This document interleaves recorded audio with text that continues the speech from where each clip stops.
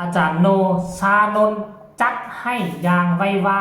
2 เพลงสุดท้ายหลอดทำอิฐทำดนตรีออกมาสำเร็จเสร็จสิ้นเป็นที่เรียบร้อย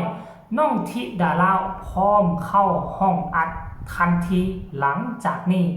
สืบสานตำนานเพลงแม่ฮันนี่สู่น้องธิดาลาวสาวสวรรค์เขตทักทายสบายดี FC แฟนคลับทุกทานที่เคารพและนับถือโดยเฉพาะ FC แฟนคลับน้องธิดาลาวศรีวิไล FC แฟนคลับของเจเบาลาวทั้ง2ฝั่งของบ่ว่าจะอยู่ภายในและก็ต่างประเทศคลิปนี้เจเบาลาวจะนำพาทุกคนไปติดตามเนาะติดตามการทำดนตรีการแกะคอร์ดใหม่เพลงซึ่งหายไปแล้วบ่ต่ำกว่าจักปีท่านผู้ชม20-30 ปีไปแล้ว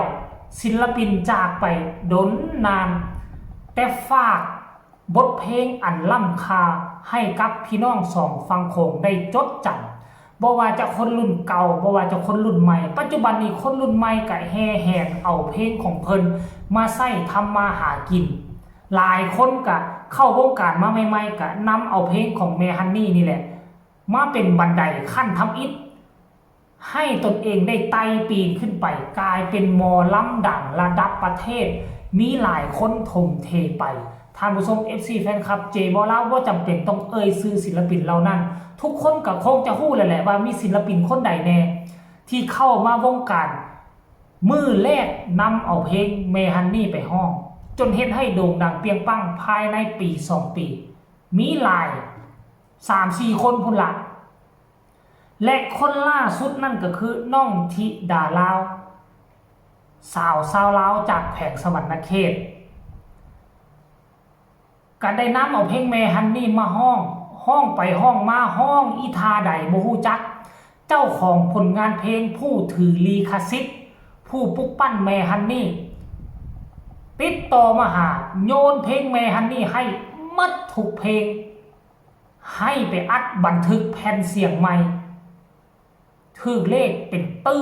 พันล้านก็ยังบ่ทอได้เพลงของแม่ฮันนี่มาฟื้นคืนชีพท่านผู้ชม FC แฟนคลับนี่มันเป็นเรื่องที่ฝันไปหลายคนเพียงแต่นำไปห้องก็ยังถูกแจ้งถูกฟ้องห้องเรื่องคาลีคสิทธิ์จะน้องธิดาลาวเป็นไผมาจากไสเป็นหยังจึงรู้สึกว่าหักแพงอีดูสงสารแล้วจึงประกาศมอบเพลงให้น้องธิดาลาวเอาไปคับเอาไปห้องเอาไปอัดบันทึกแผ่นเสียงใหม่นี่เป็นเรื่องที่เหลือเชื่อหลายและในที่สุดเนาะในช่วงอาทิตย์ที่ผ่านมานี่การแกะคอร์ดทำดนตรีเรียบเรียงดนตรีใหม่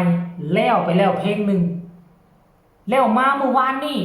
อาจารย์โนชานนท์ออกมาโพสต์เคลื่อนไหวแล้วทั้ง2 เพลงแล้วปาดโถรายละเอียดให้ทุกคนไปฟังดนตรีอีก2 เพลงใหม่นี่2 เพลงใหม่ของน้องธิดาลาวนะแต่เป็นเพลงเก่าของแม่ฮันนี่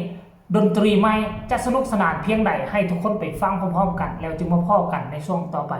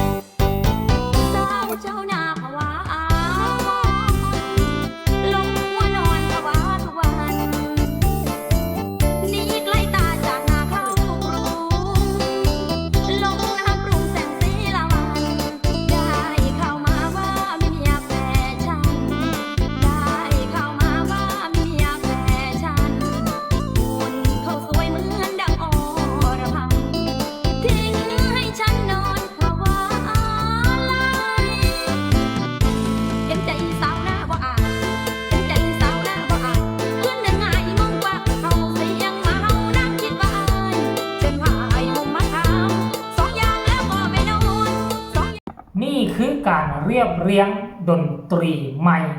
ของเพลงเก่าแม่ฮันนี่จากแม่ฮันนี่สุธิดาลาว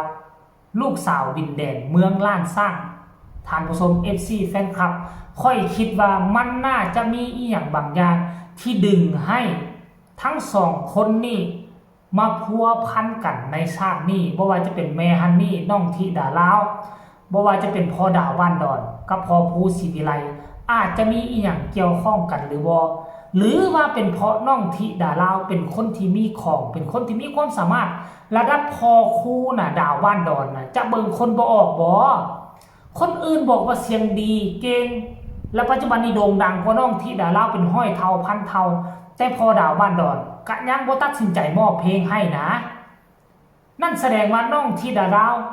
มีอีหยังดีกว่าศิลปินกำลังโด่งกำลังดังอยู่ปัจจุบันนี้ด้วยซ้ำไปถ้ามอบเพลงนี้ให้แล้วมันจะบ่เสียคุณค่า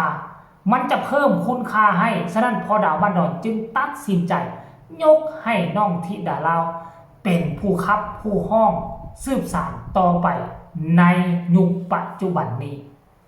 เห็นแบบนี้แล้วรู้สึกดีอกดีใจบ่คิดบ่ฝันว่าจะได้รับความเมตตากรุณาจากพ่อดาวบ้านดอนและพ่อดาวบ้านดอนปัจจุบันนี้ก็กำลังบ่สบายอยู่เพิ่นก็น่าจะคิดในใจแหละจะคิดอยู่ในใจแล้วว่าเวลาเพิ่นก็ยังเหลือบ่หลายเพราะด้วยอายุอานามเฒ่าแก่แล้วเพิ่นก็อยากเห็นสิ่งที่เพิ่นเฮ็ดมันโด่งมันดังในเมื่อ20-30 ปีหลังอยากให้มันมีกระแสโด่งดังขึ้นมาเพิ่นคงจะมีความสุขในบั้นปลายชีวิตในบั้นปลายค่อนเท่าของเพิ่นถ้าได้เห็นเพลงนี้ขึ้นเวทีและโด่งดังคนไปยืนแฮอยู่หน้าเวทียกมือแพ่ๆแบบนี้ใส่เพลงที่ตนเองปั้นเพลงที่ตนเองแต่งมันก็คงจะเป็นเขาเอิ้นว่าหยังน้ำทิพย์ชโลมจิตใจให้เพิ่นมีสุขภาพแข็งแรงขึ้นท่านผู้ชม FC แฟนคลับเจบ่เราเชื่อว่าแนวนั้นนะเนาะเอาสำหรับเรื่องราวเพลงของน้องธิดาลาวก็น่าจะเอามาฝากเอามาต้อนกันไว้ซ้ำนี้มื้อใดที่จะเข้าห้องอัดเจบ่ลาวก็จะติดตามให้กำลังใจและจะนำเสนอให้พ่อๆแม่ๆได้รับได้รู้ถึงการเคลื่อนไหวการเข้าบันทึกเสียงเพลงของแม่ฮันนี่เนาะกะคงว่าจะบ่มีอีหยังมาคัดมาขวางมันคงจะล่ามลื่นและมีกระแสโด่งดังเพราะแม่ฮันนี่เพิ่นเบิงอยู่เพิ่นหนุนหลังอยู่เพิ่นพร้อมสนับสนุนลากดึงอีลาธิดาลาวขึ้นมาจากบอตุ่มบอโคนท่านผู้ชม FC แฟนครับสำหรับคลิปนี้ขอฝากฝังเอาไว้ซ้ำนี้ก็แล้วกันพบกันใหม่ในคลิปหน้าสบายดี